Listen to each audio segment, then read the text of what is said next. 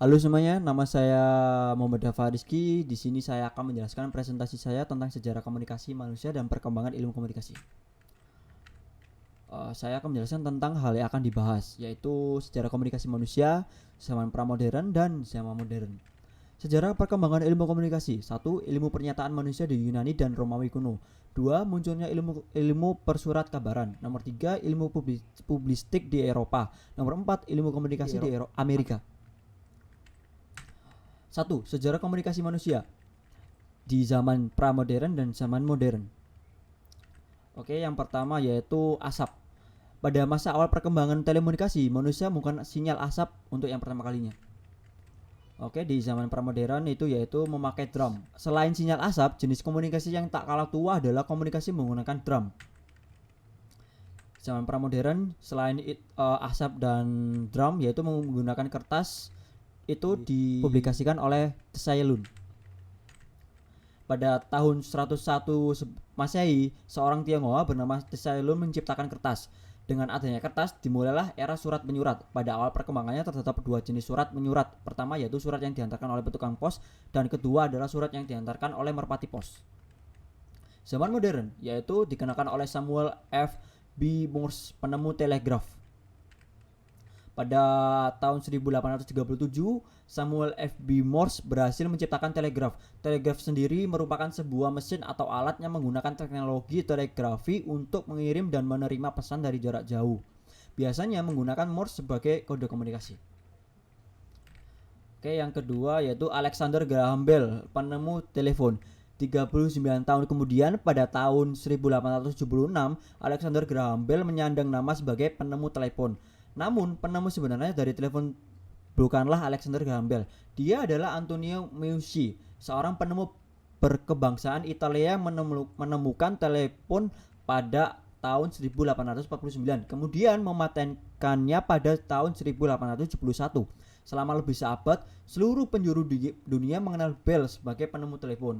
Namun pada Kongres di Amerika tanggal 11 Juni 2002, Meucci ditetapkan sebagai penemu telepon. Telepon sendiri merupakan salah satu alat komunikasi yang sangat berkembang dan memiliki banyak jenis. Oke, kita lanjut, yaitu Charles Babbage, penemu komputer.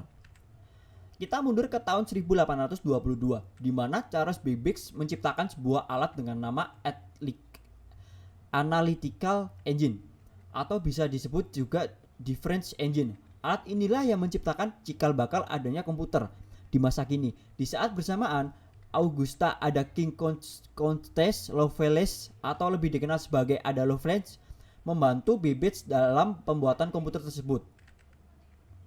Oke, kita lanjut ke ARPANET. Sekitar satu abad setelah penemuan telepon, pada tahun 1969, Departemen Pertahanan Amerika Serikat menciptakan cikal bakal internet. Internet awalnya bernama ARPANET, Advanced Research Project Agency Network, merupakan jaringan komputer milik Departemen Pertahanan. Tujuan awalnya hanyalah untuk kepentingan militer.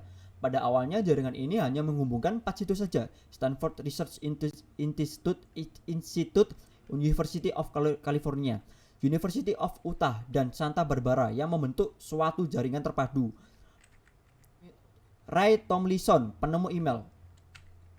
Bersamaan dengan dikembangnya ARPANET, email, electronic mail juga dikembangkan. Tepatnya pada tahun 1971, seorang insinyur bernama Ray Tomlinson menemukan dan mengembangkan email yang kita kenal sebagai sekarang, menggunakan file protokol bernama SHIPNY dalam jaringan ARPANET. Email pertama yang berhasil dikirim oleh Tomlinson adalah sebuah pesan menuliskan "Where to you Pip". Setahun kemudian, Tomlinson memperkenalkan icon @ yang menjadikan pemisah dan pembeda antara username dan domain dari email yang dituju. Kita lanjut ke Mark Zuckerberg, pembuat Facebook. Setelah ditemukannya komputer dan program, dua hal tersebut berkembang sangat pesat pada abad ke-20. Pada masa ini mulai banyak bermunculan programmer. Kemudian programmer memiliki peran vital dalam perkembangan selanjutnya dari era komunikasi pada penghujung abad ke-20, tepatnya tahun 1997. Program berhasil mengembangkan jejaring sosial pertama, yakni 6degree.com. Oke, kita lanjut ke Apple dan Android. Kesuksesan Mark Zuckerberg dalam pembuatan sosial media diikuti dengan perkembangan mobile device pada sekitar tahun 2010. Android dan Apple menjadi dua di antara banyak perangkat mobile yang terkenal. 2. Sejarah perkembangan ilmu komunikasi. Ilmu penyataan manusia di Yunani dan Romawi kuno, munculnya ilmu persuratkabaran, ilmu publistik di Eropa, dan ilmu komunikasi di Amerika. Ilmu pernyataan manusia di Yunani dan Romawi kuno, yaitu ada Gorgias, Aristoteles, Demosthenes, Cicero, Protagoras, Socrates, dan Plato. Jejak sejarah perkembangan ilmu komunikasi dimulai pada abad ke-5 sebelum Masehi, yang ditandai dengan berkembangnya istilah retorik di masa Yunani kuno sebagai sebutan untuk ilmu yang mengkaji proses pernyataan antara manusia. Munculnya ilmu persuratkabaran dikenalkan oleh Emil de Vivat, Wilhelm Bauer, Kurt Buschwitz, Walter Hickman. Di abad 19 ilmu persuratkabaran lahir. Di Inggris ilmu persuratkabaran disebut dengan Science of the Press. Di Jerman disebut dengan Geisteswissenschaft. Di Belanda disebut dengan Dagblad Wetenschap. Dan di Prancis disebut dengan Science de la Presse. Selanjutnya ilmu publistik di Eropa. Benua Eropa.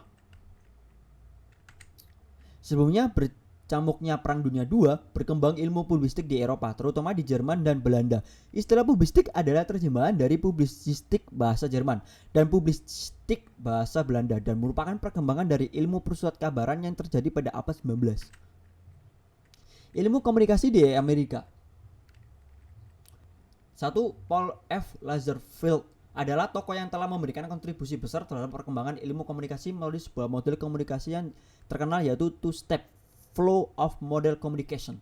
Dan kedua, apa yang dikembangkan oleh Lazarsfeld kemudian dikembangkan lebih lanjut oleh Harold D. Lazarsfeld. Ketiga, tokoh lain yang tercatat memberikan kontribusi terhadap perkembangan ilmu komunikasi adalah Kurt Lewin. Dan keempat, selain ketiga tokoh di atas, terdapat satu ahli lain yang turut serta memberikan kontribusi besar terhadap perkembangan ilmu komunikasi, yaitu Carl I. Hofstede menaruh minat terhadap perubahan sikap dan persuasi. Lanjut ke ilmu publistik di Eropa. Itulah segelintir tokoh yang memberikan kontribusi besar terhadap perkembangan ilmu komunikasi di Amerika pasca Perang Dunia Kedua. Selanjutnya, perjalanan sejarah perkembangan ilmu komunikasi beralih ke fase berikutnya yang ditandai dengan semakin berkembang dan luasnya kajian tentang propaganda dan bidang komunikasi. Para peneliti mengembangkan berbagai pendekatan dan tradisi dalam komunikasi untuk berteori dan meneliti tentang komunikasi antar manusia. Pada masa ini, berbagai pusat kajian komunikasi maupun lembaga didirikan dan topik penelitian terkait komunikasi antar manusia pun semakin beragam. Sekian penjelasan dari saya tentang sejarah komunikasi. Wassalamualaikum warahmatullahi wabarakatuh.